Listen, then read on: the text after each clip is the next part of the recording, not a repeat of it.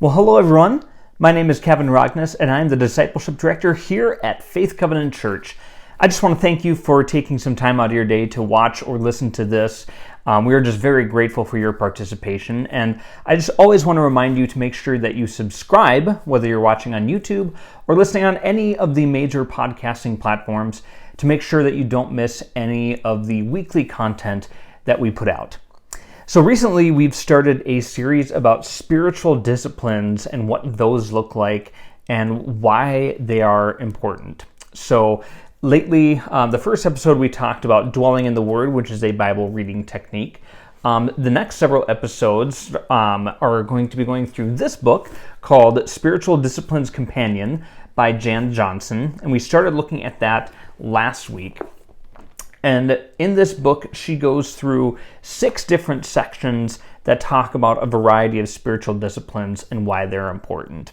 Within each section, there's a lot of different ways to do that. We'll talk about a little bit of it. And she also gives biblical examples of what that looks like and what fruit that produces. So last week, we talked about solitude and silence in the first section. So today, we're going to talk about section 2, which gets into service and secrecy. And I love the secrecy language because it just seems more fun and kind of, like we're on a spy mission or something, but service and secrecy. So we're going to start looking at that and see what do these two things mean. So I'm just going to read a little bit of what she said about service and secrecy and what things are important about those. So she writes, "Service as a spiritual discipline is doing good for others with no thought of ourselves. Although we're commanded to serve others, service also acts as a spiritual discipline as it trains us to be selfless, to get our spirituality beyond our heads and into our hands, to connect with God in everything we do." And I love that description of service because it reminds us that it's not about us. It's about us getting out of ourselves and being focused on God and focused on other people. She also writes that service needs to be deeply rooted in other spiritual disciplines, such as solitude and Bible study, so we can encounter the heart of God, see how the neediness of people breaks it, and then our hearts can be broken too. So these spiritual disciplines are not something that just exists in a void. They reinforce each other. Here she's saying that the solitude and silence is an important part that leads us to service. That's the example we get from Jesus. Jesus spends time alone on the mountain sometimes to be in prayer with God, and then he goes out and does things. He serves people out of his time in solitude and silence. Jan also warns us that if our service is considered successful, we can become wrapped up in ourselves or in the service. That's why secrecy is the twin discipline of service.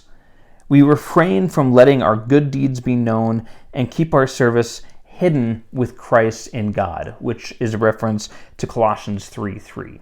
So it's really interesting that these two would go together. So we're going to explore that a little bit further as we go on. But first, I want to address that idea of how doing flows out of being. You need to first be with God and having disciplines of being with God before you go out into service. So the biblical, or what she writes about that is that we burn out on service when our doing overshadows our being. We do good things that good folks are supposed to do without remaining inwardly connected with God. Running on no reserves, we wear ourselves out. But when we stay connected with God through disciplines such as solitude, worship, prayer, and community, our inner self is filled and alert. So when looking for a biblical example of that, we can look at the story of Nehemiah. And I'm not going to read the entirety of that because the portion that applies is fairly lengthy, but she looks at the example of Nehemiah 1, the entirety of chapter 1 and chapter 2, verses 1 through 18. In this portion, Nehemiah has been part of the Israelites who have been exiled from Israel by opposing enemies in Babylon. Later on, Nehemiah gets to an important position with the king of Babylon, and before he makes a request to go do something on behalf of his people, which is to rebuild the walls, he spends a great amount of time in prayer and confession of the sins of Israel.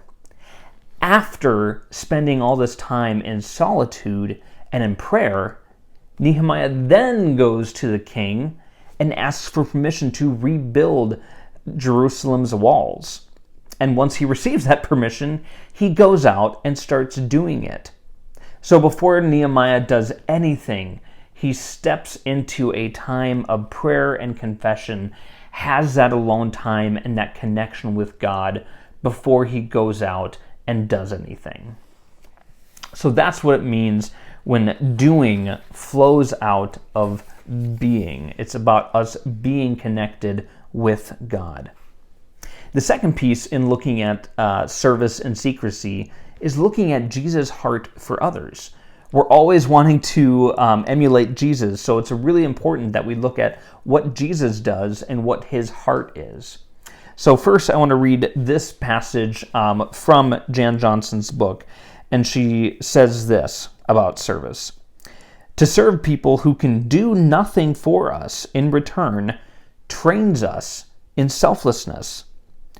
Often these are the outcasts and have-nots of society, mentioned over and over in Scripture throughout the law, the wisdom literature, and the prophets. The gospel message is just as tough. In 1 John 3:17 it says, "How does God's love abide in anyone who has the world's goods and sees a brother or sister in need and yet refuses help?" Dallas Willard writes that possibly the most pervasive theme of the biblical writings is the transformation of status for the lowly, the humanly hopeless, as they experience the hand of God reaching into their situation. So here she's exploring the idea of how our service needs to be rooted in desire for the other, regardless of whether they can do anything for us or not. That is the true heart of service, doing for others without expecting anything in return. The example that Jan Johnson looks at is that is found in Luke 8, verses 26 through 39. This is a story that's perhaps familiar with many of you. It is the story of Jesus encountering a man who is possessed by a number of demons, so many demons that they are collectively known as Legion. In this story, Jesus confronts this man, confronts the demons, and sends them out of the man, healing him. That man couldn't really do anything for Jesus, but Jesus simply had compassion on him and decided, yes, I want to help this person out of love for this person. So Jesus sends the demons away, and in a curious twist, they end up going into a herd of pigs, and the pigs end up drowning themselves under demonic influence. It's a very interesting story. But again, at the heart of it is a training in selflessness when we are doing things for others with any expectation of receiving anything in return. So, continuing on from there, we also want to talk about how service over time transforms our souls. So I'm going to read a little bit of what Jan Johnson has to say about that. She says, "Have you ever watched somebody who embodies love? They don't attack people verbally, nor do they withdraw when someone is obnoxious. They don't try to manage or control people. They know how to love respectfully, to say and do just the thing you need." How do we become this way? While activities such as praying 1 Corinthians 13 meditatively help, we need to follow up by doing love. Practice love through service. Get inside acts of love and find the traps of self-importance. That's how service stretches us and forms us as people. God doesn't need our service. We need to serve. Witnessing selfless service can be transforming too. So I just love everything that she wrote there, especially this idea of doing love. Some of you from my generation may remember the DC Talk song, Love is a Verb, and I love that. It's something we do. It's not just a feeling or an emotion. It is that, but it is also a verb. It is an action that we are on there, that we should go out and do. God doesn't need our service. We need to serve. That is what forms us. I also love what she wrote about witnessing selfless service can be transforming too. I've certainly experienced that in my life many times, where the service of other people deeply moves me, and I realize, wow, I need to find ways of serving. Maybe that's not the way I do it, but I need to find ways. So for example, I did a mission trip to Honduras with Agua Viva. Many of you are familiar with that. And while I was on that trip, I was very much out of my element. It was a lot of physical labor, very difficult conditions, and I was not in my element of serving. It was good for me to do so, but I was not in my element. What I did see, though, was people who were in their element. I saw people serving in ways that were radical, and that deeply moved me. And it made me say, okay, how can I serve? What can I do to help other people? And that is part of what started my journey towards going into ministry, was just watching other people radically serve others. So the story that we look at for this example is from John 13, verses 1 through 17. And I'm going to read a portion of it. I'm going to read verses 12 through 17. This is the story right at the Last Supper, where Jesus is kind of having his final meal with his disciples. And to their surprise, Jesus takes some time to say, you know what? I'm going to wash all your feet. And they're very surprised, because that's a very humble, servant-like thing for a person to do. And Peter even resists it. Peter says, no, Lord, I should be washing your feet. But Jesus insists and washes theirs. And that's where we pick up the story at verses 12 to 17 of chapter 13. When Jesus had washed their feet and put on his outer clothing, he reclined again and said to them, do you know what I have done for you? You call me teacher and Lord, and you are speaking rightly, since that is what I am. So if I, your Lord and teacher, have washed your feet, you also ought to wash one another's feet. For I have given you an example, that you also should do just as I have done for you. Truly I tell you, a servant is not greater than his master, and a messenger is not greater than the one who sent him. If you know these things, you will be blessed if you do them. So here Jesus is acknowledging that he is at a very high status as Lord and as teacher. He is above the position of someone who would be washing the feet of another. But ultimately he says, no, if I can do this for you, you also have to be willing to do this for other people. None of us are above the other. This is something we all need to take part in, because the master is not putting himself above people, and the servant is also not above the master. It's kind of a lot of paradoxes here, but it's just an incredible example for us to follow.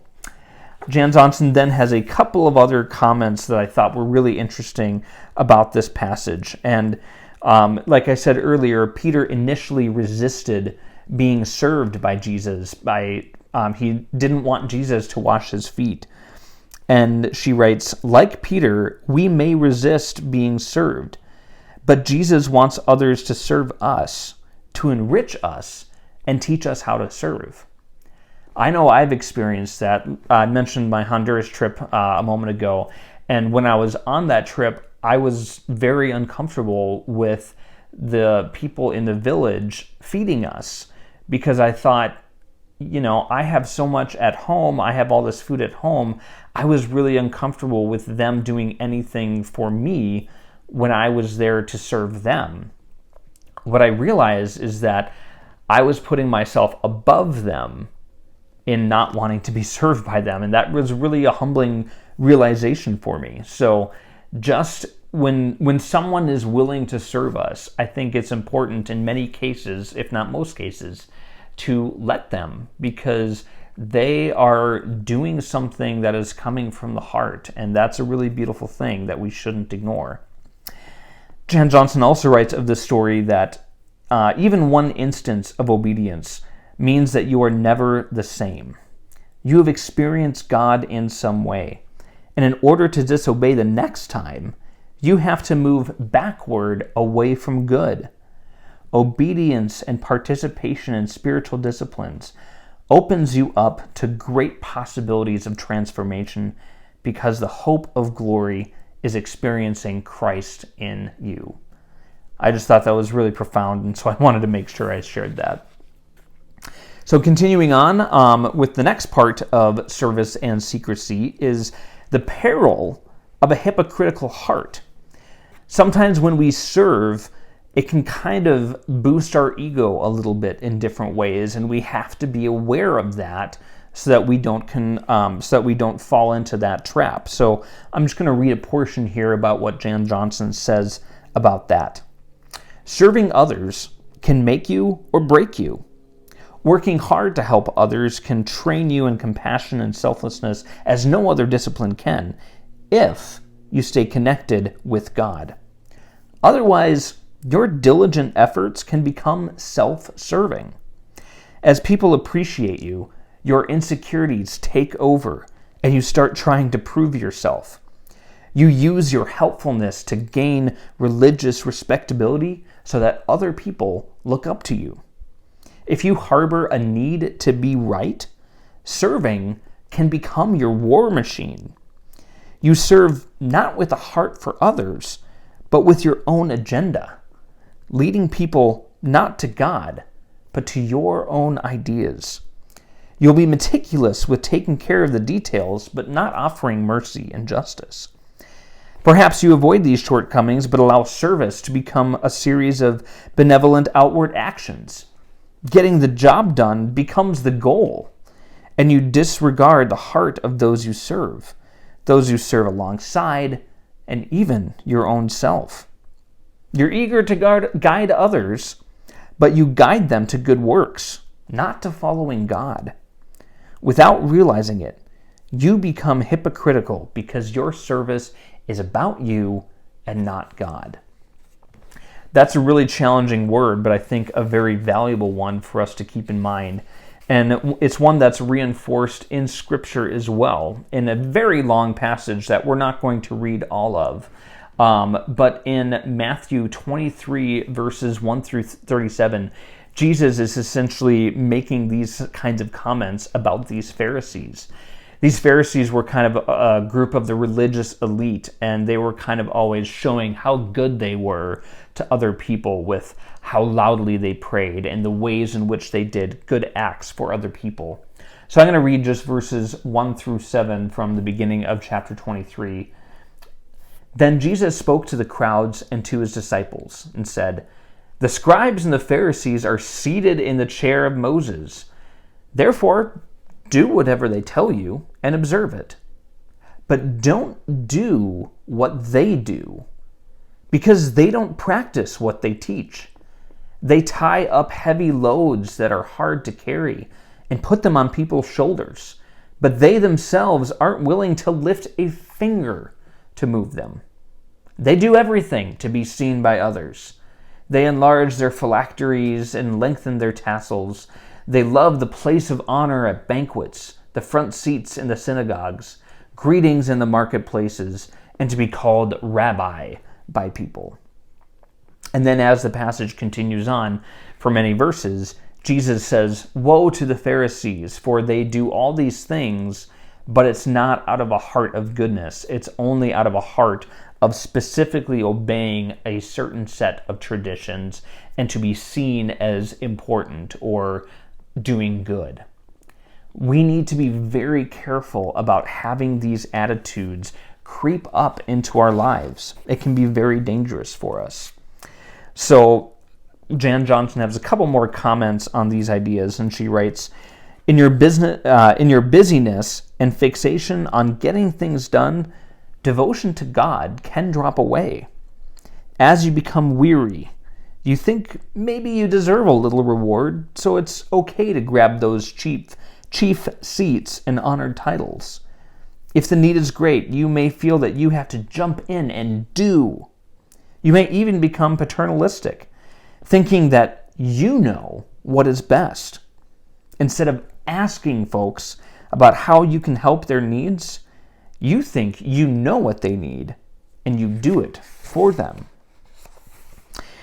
She also writes about having a hidden agenda in service, and she says this: examples of serving with a hidden agenda include wanting a mentally disabled person to make great developmental progress, wanting a homeless person to have a home because that's what normal people do, or teaching so that students in your class teaching so that students in your class think as you, their teacher, think. Serving with a hidden agenda makes us controlling, and controlling people do not generate trust or compassion. If we offer our service to God with no thought of the outcomes, it's easier to serve others with respect and compassion. So it's really important to avoid those kinds of things in our service. There's a lot of temptations that we face. That doesn't mean we run away from service. It just means that we need to be checking ourselves. And part of that, again, goes back to that time in solitude and silence with God. That's God's opportunity to show us if our motivations are what they should be. So now she's talked a lot about the service piece of things. Now we're going to talk a little bit about the discipline of secrecy that goes along with service. So she writes, in the discipline of secrecy, we do not tell, hint, or cause our good deeds to be known. This quiets our desire for admiration or even the mere attention from others. So again, this is avoiding the perils of hypocrisy that we talked about with the last piece. And so secrecy basically encourages us to not share necessarily the good works that we're doing, because that sometimes just brings undue attention. We should do these things simply for the joy of doing them. It can be our little kind of spy secret with God when we do something good for someone else. And we can just share in the joy of knowing that they're going to experience a good thing without necessarily knowing where it came from. So an example of that comes out of Matthew 6, verses 1 through 8.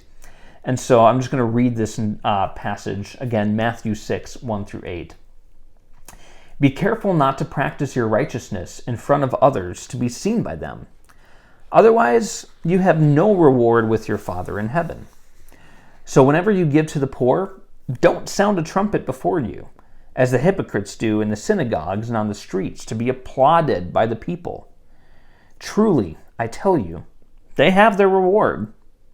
But when you give to the poor, don't let your left hand know what your right hand is doing, so that your giving may be in secret. And your Father who sees in secret will reward you. Whenever you pray, you must not be like the hypocrites, because they love to pray, standing in the synagogues and in the street corners to be seen by people. Truly, I tell you, they have their reward. But when you pray, go into your private room and shut your door and pray to your Father who is in secret. And your Father who sees in secret will reward you. When you pray, don't babble like the Gentiles, since they imagine they'll be heard for their many words. Don't be like them, because your Father knows the things you need before you ask them. So in this passage, Jesus is simply talking about the idea of having your deeds and even your prayers sometimes be kept hidden so that people aren't looking at your deeds and going, wow, what a great person. It helps you to keep your motivation to be purely about the act of service and purely about praying. And Jan Johnson has a couple of really interesting comments about that I really appreciated, especially when we think about the part where Jesus talks about don't let your left hand know what your right hand is doing. So she writes, Jesus used the hands to represent different parts of oneself, playfully suggesting that we can keep something so excessively secret that one part of our mind, that another part will not know what the other part is thinking or choosing. His figure of speech also speaks of goodness that is automatic and unconscious. The kind of people who have been so transformed by their daily walk with God that good deeds naturally flow out from their character are precisely the kind of people whose left hand wouldn't know what their right hand is doing. They do not have to invest a lot of reflection in doing good for others, for they are absorbed in love of God and of those around them. They hardly notice their own deed and rarely remember it. I think that's just a really beautiful description about how to have the motivation of secrecy. Now here in the passage, it also mentioned prayer in secret. Oftentimes, we do let people know that we are praying for them as an encouragement. And so there is kind of a fine line there. And so Jan Johnson addresses that and writes this: while it is often appropriate to encourage others by letting them know you are praying for them, we need to look at our hearts. Are we using it as a subtle means of self-congratulation? What if I could simply listen to a struggling person speak without rushing to say how I've been praying for them? So just keep that in mind when you're praying for people and letting them know that you're praying for them. Indeed, it can be very encouraging to know that you're being prayed for. I've certainly experienced that. Just make sure that when you're telling people, you're truly doing that with the attitude of, I want to make sure that they know that they're being loved and covered in prayer and that people care for them. So just keep that in mind. The last piece of service and secrecy that we're looking at today in this book is what she calls simple, unpretentious service. And so she describes that this way. She says, simple, unpretentious service is foreign to some traditionally religious people. We weigh, plan, and program our service self-conscious about how we look and what people will think. The Good Samaritan, that we'll talk about in a moment, the Good Samaritan saw a need, took pity on a suffering man, and put the guy in his donkey.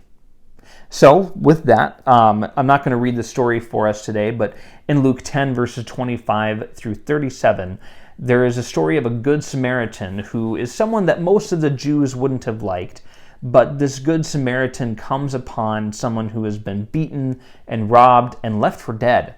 And while other people who should have helped walked right on past him, this Good Samaritan just said, yep, here's a person in need. I'm going to put him on my donkey, take him to a safe place, and help them get the medical care they need. Didn't make a big deal out of it, kept it really simple, and just said, I see a need, I'm going to take care of it. Not a big deal. So, when we look at that kind of service, we also have another comment from Jan Johnson that I really appreciated. And she wrote that loving others can be difficult. We think of so many reasons we should not have to forgive or help, at least not certain persons who have harmed us. We can love only as we grow and respond to the power of the Holy Spirit in our lives. And the reason she wrote that was because the Good Samaritan really had a lot of cultural baggage. Samaritans weren't well regarded by Jewish people in that time. And so for the Samaritan to step up and help that person was a very forgiving and loving thing to do. Sometimes simple, unpretentious service is doing things that are really simple for people that may really frustrate us or that may cause us concern. That is what it looks like to love people unpretentiously and simply. So that is the discipline of service and secrecy. Again, those can take a lot of different forms. Serving others can take so many different forms. It can involve donating to charities or churches, supporting programs like food drives or clothing drives. It can be things like blood drives. It can be helping a neighbor with their yard work. It can be anything. So many different things can fall into this. We are just encouraged to always be serving people as Jesus served them, and to always be maintaining the right attitude about service. If you have any stories or questions or comments about today's episode or any of our episodes, please feel free to contact me. My email address is listed in the episode description of this podcast episode. As always, I'm just very thankful for your time in watching or listening, and I hope you have a wonderful and blessed day.